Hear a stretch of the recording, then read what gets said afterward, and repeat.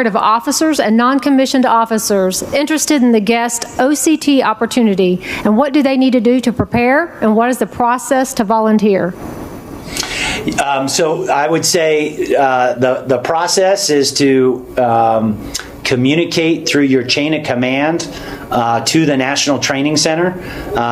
So if you've got a staff sergeant, you should be using your chain of command who understands, the training calendar and the training strategy. And typically it is the Corps, at least in my experience, it's the Corps who communicates, even divisions can communicate to the National Training Center G3 that we're willing to provide these guest OCTs. The truth of the matter is most of the guest OCT requirements are filled by taskings that flow from force comms to corps to division. And so if there are volunteers, I would just say communicate through your chain of command to the National Training Center G3, and we'll sign you up. And I feel pretty confident about saying that. Even though I'm not representing the National Training Center, I'm here as part of 1st Cav Division.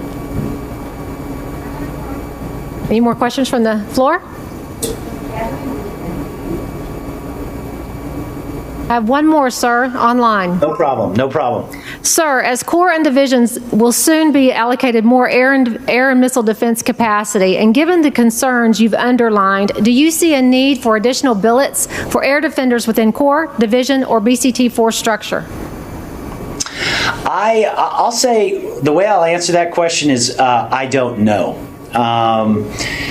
I felt that so the structure that I had in 1st Armored Division when I was a Chief of Staff 2 years ago, I thought it was great, and I knew that I was going to have to rely on the MEV and the air defense expertise that they brought to prosecute my charge and oversight of the protection warfighting function.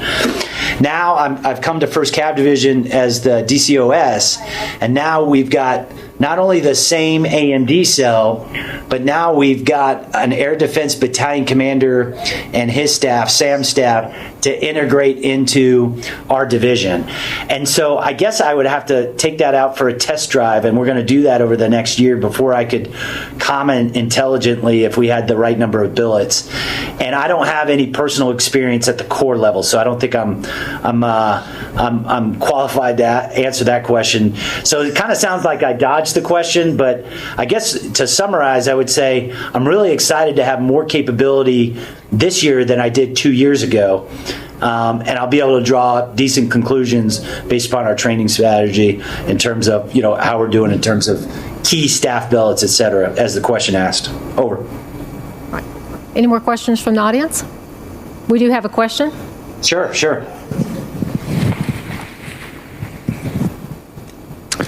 Hello. Hey, it's Lieutenant Colonel Collins from the 1st MDTF. So I had an opportunity to watch 5.5 participate with First ID in a warfighter in 2018, I believe. And they had a similar construct where they put the battalion under the DIVARTY. But at like the combined arms rehearsal and the fires rehearsal, that commander was the only one that really kind of briefed from the 05 level. Do you see that happen in the same way with 1st Cav, or how is that going to work with the DIVARTY as higher headquarters? So I would say that, so first of all, I don't know what my division commander's guidance is going to be in terms of task organization. We're just starting our first, MDMP drill in support of our upcoming CPX. Here's what I think. I think that the Air Defense Artillery Battalion in steady state garrison operations is a subordinate battalion to the DIVARTY headquarters. And then what I will say is that I think, again, it's not my thought that matters, it'll be General Richardson's in terms of how he wants to organize for combat. I think that when we fight as a division, that 656 and that headquarters will become a GS asset, retain control at the division level. And I suspect that Red Team 6, Tim Gatlin, will probably not be in